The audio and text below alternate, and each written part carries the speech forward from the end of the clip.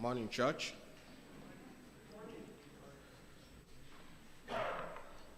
I shall be reading to our hearing this morning from the book of 2 Timothy, chapter 2, verses 1 through 10. You then, my son, be strong in the grace that is in Christ Jesus. And the things you have heard me say in the presence of many witnesses, entrust to reliable men who will also be qualified to teach others. Endure hardship with us, like a good soldier of Jesus Christ. No one serving as a soldier gets involved in civilian affairs. He wants to please his commanding officer. Similarly, if anyone competes as an athlete, he does not receive the victor's crown unless he competes according to the rules. The hard-working farmer should be the first to receive a share of his crop. Reflect on what I'm saying, for the Lord will give you insight in all this. Remember Jesus Christ, raised from the dead, descended from David. This is my gospel, for which I'm suffering, even to the point of being challenged, even to the point of being chained like a criminal. But God's words is not changed. Therefore, I endure everything for the sake of the elect, that they too may obtain the salvation that is in Christ Jesus with eternal glory. May the words of the Lord bless our hearts in Christ's holy name. Amen.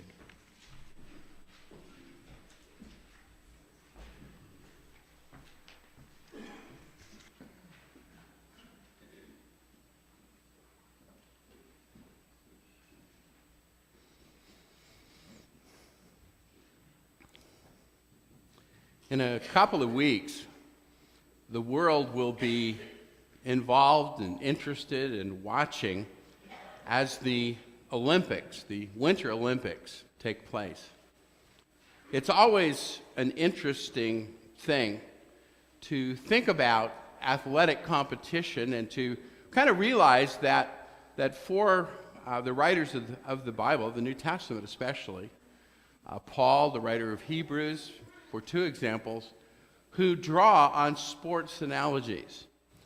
I was saying to Chad the other day, I was just kind of thinking about the fact that, we live in a culture, if you hadn't noticed, that is obsessed with sports, right? We have, I think the largest structures where people come to congregate and watch something are the stadia for things like football and soccer, or as it's known in the rest of the world, football. It's amazing to think that 100,000 people will come to watch a sporting event.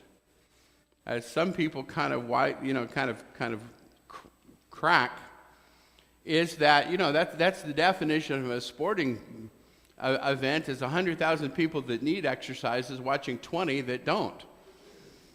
It's just, but when we come to athletics like the Olympics, both the summer and the winter, we realize that we're seeing something that is just really unique. We are seeing the best in the world, but it's also realizing, as I think it was the ABC's Wide World of Sports used to say in the introduction, to watch the joy of victory and the agony of defeat.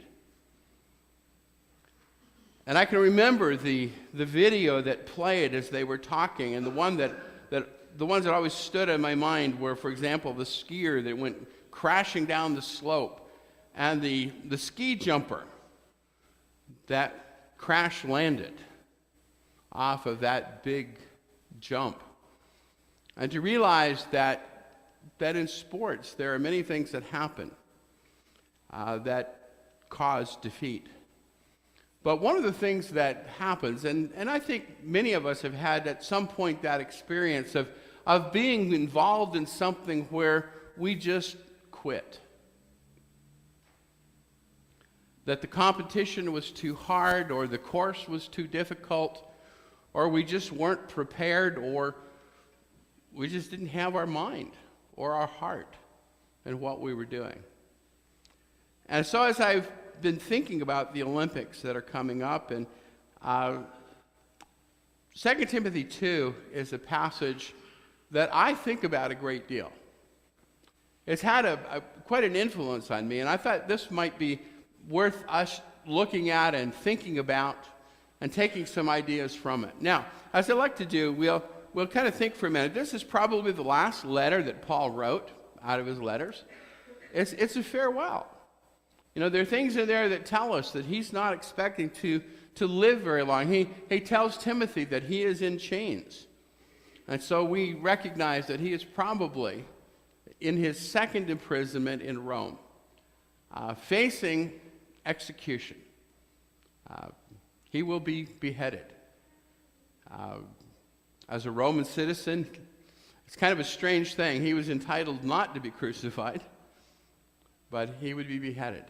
And so as he's waiting for his death, he's served Jesus for about 30 years. You know, we don't have a calendar telling us exactly, but to think about, this is what he's done for most of his life.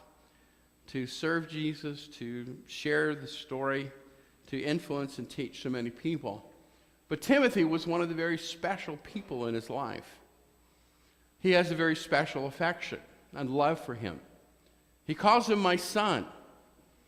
And so as he writes this letter to Timothy, it's with the thought that he's looking back on his own life and the events that are about to happen.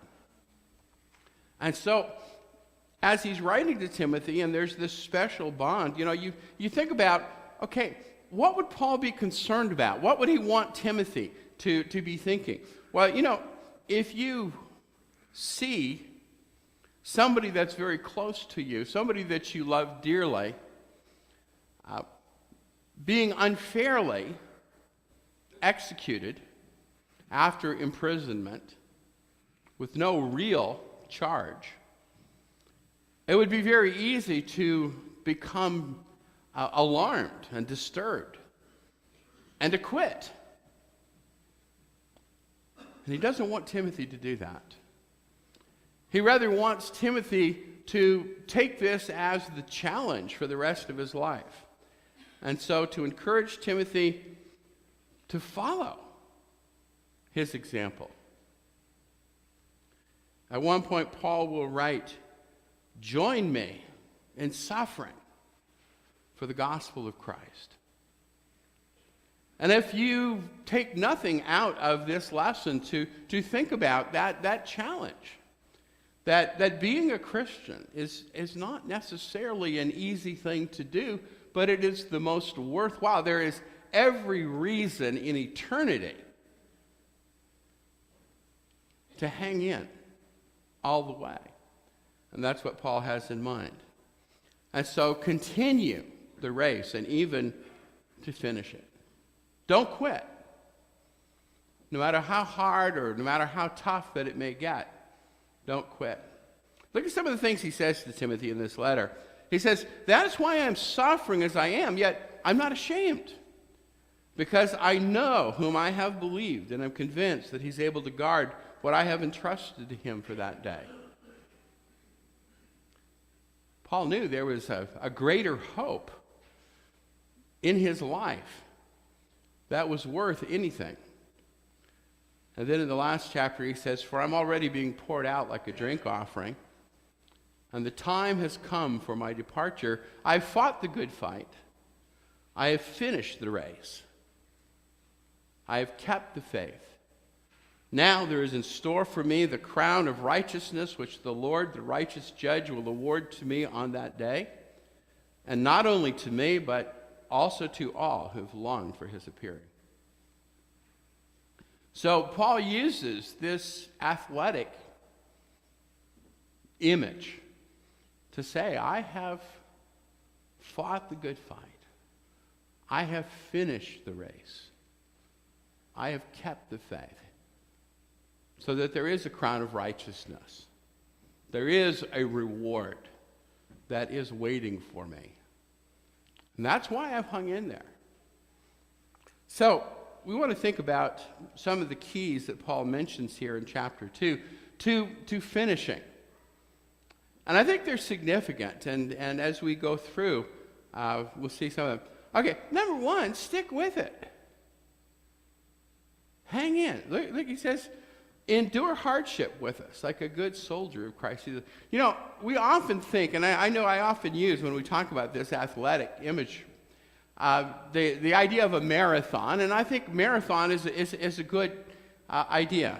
But perhaps even thinking about something, because marathon now tends to be, a well laid out course. It may be a long distance.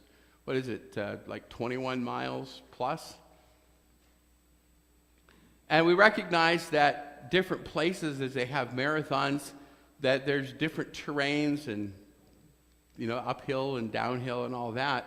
But, if you think of events like cross country, if you think of steeplechase, where there are actually obstacles and barricades and barriers that are there in the way, things that you have to literally overcome.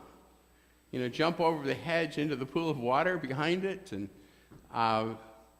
to realize that it is through adversity and challenges and obstacles. It's not all a nice, flat, laid-out track.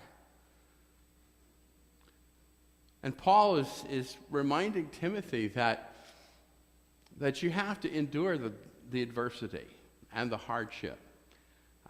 There are things you can do to help. The writer of Hebrews says, in the same type of athletic imagery, says, let us lay aside every weight and sin that clings so closely. In other words, that you think about the fact that sometimes people try to run and they're wearing the wrong clothing and they've got things that are going to be hindrances. And you look at what's happened to athletics, and especially the highly competitive, that athletes are wearing aerodynamic clothing, specially designed shoes, lightweight. Why? Because they want to maximize what they're able to do.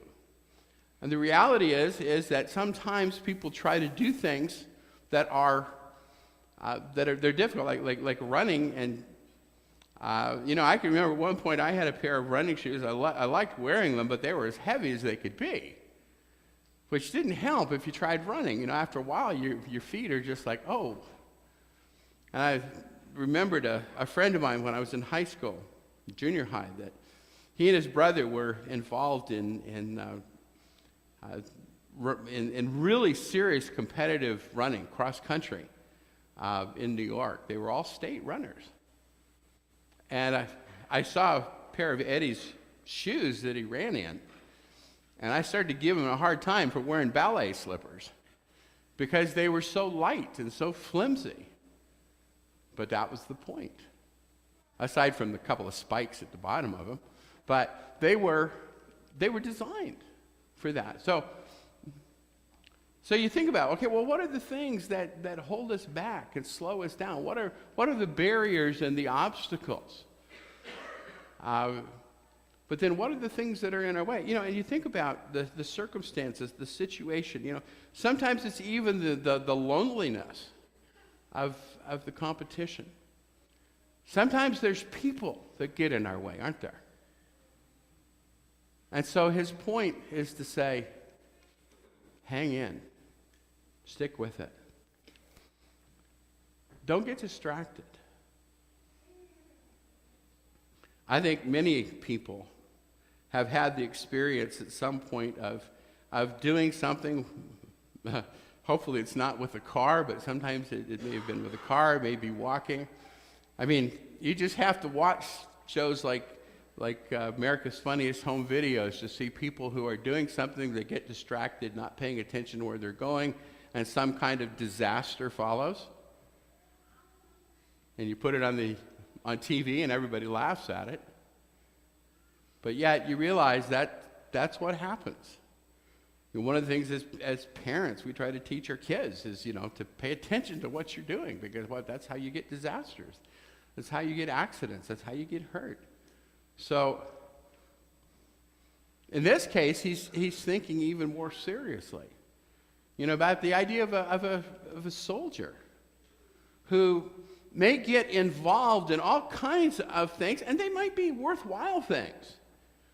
But the reality is that they may take that soldier away from, what does Paul say here?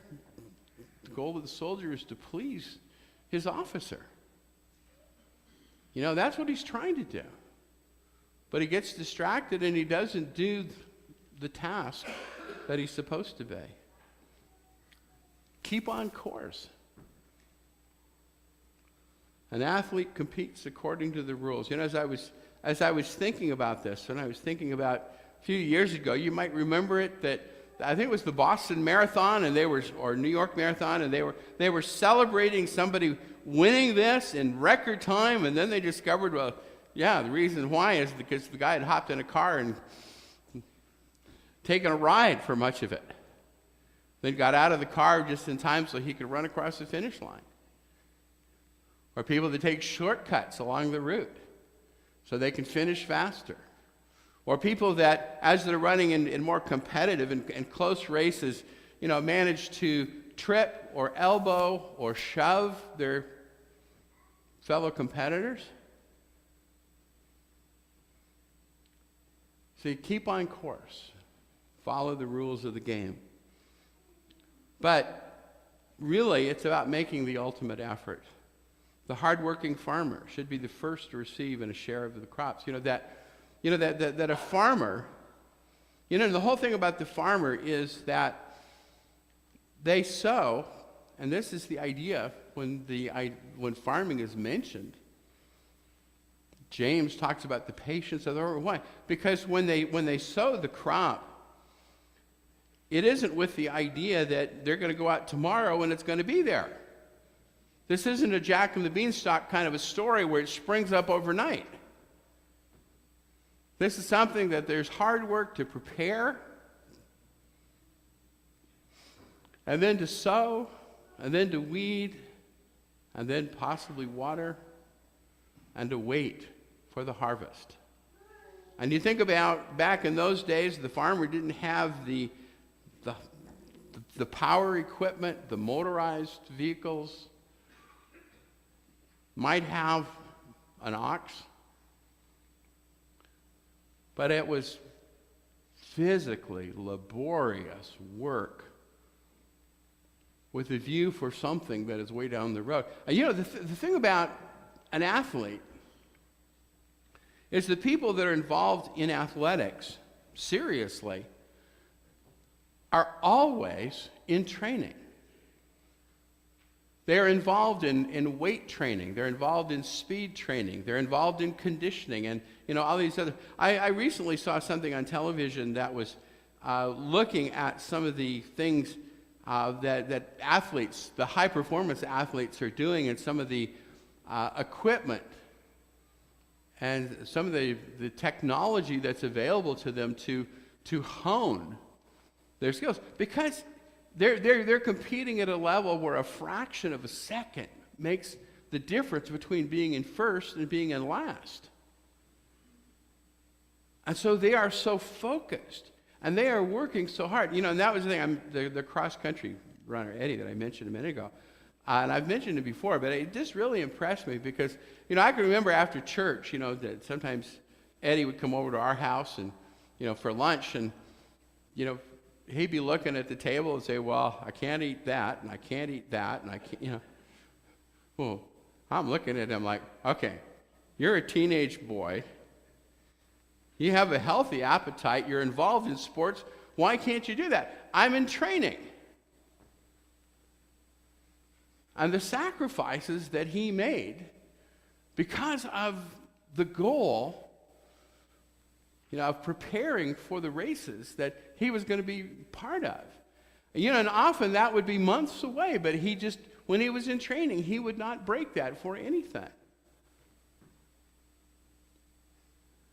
And so, for the athlete, It's that focus on what he's trying to do. Paul says, remember Jesus Christ. Remember the gospel. Raised from the dead, descended from David. This is what I am suffering for, even to the point of being chained like a criminal. That's the focus. You know, you think about it, and we mentioned a minute ago where Paul is reminding Timothy, not to get distracted. You think about all the things that happen in life, all the things that are here, all the things that are saying, hey, notice me, come do me, come spend time. And they're not bad things. Unless they take us away from Jesus Christ. And the subtlety about that? It's so easy for us to become distracted by these things that we forget. We don't spend time with Jesus as we'd hope to. That our relationship cools down. And, I think as Paul was concerned with Timothy, that, because Timothy has shown signs of becoming lukewarm. Paul has written to him, telling him to rekindle the gift that's in him. Why? Because he's losing his focus. But there's a big one here. Tells Timothy that you're not in this alone. There's two sides of this. There's one passage here that I always like to think about where Paul tells Timothy that what you've heard from me in the presence of many others, entrust to faithful men who will be able to teach others also. There's 4 generations of Christians in that. And so you think about, the basic idea, and I love the thought that the idea of Christianity is that it is multi-generational. That each generation passes it to the next, who passes it to the next, as we also share it with others who may not have been part of it before. And bring them into that so that there is this huge family of people running together. And sometimes we see those races, like the mini marathon, where you see, grandpa or even great-grandpa out there running with the little kids. And that beautiful picture of running together and of encouraging one another. But it's also the idea, which is what Paul is saying here, is follow my lead. That Paul is setting a pace for Timothy to follow as Paul is following Jesus. That goes back to what the writer of Hebrews says, isn't it? That Jesus is where we fix our eyes and the one that we're following in the race. There was, interestingly, there was a thing that popped up on Facebook this last week. And I wish that I had been able to get a copy of it to pop up here. But basically, it was that idea that it was one of these, and it may have been the newspaper, may have been the Free Press, or something else. You get these things that kind of pop up in your news feed. And it was talking about the fact of that athletic thing of the effort in the run and the other people running with you. And I thought, oh, that's it exactly. If you've ever competed, you've ever run, you know that the best thing to do when you're in competition, especially in the longer distances, is to run with somebody else. They may be your opponent in the sense that you're both competing for this to win the same race. But if you have somebody to set the pace and to run with, it makes it a whole lot easier.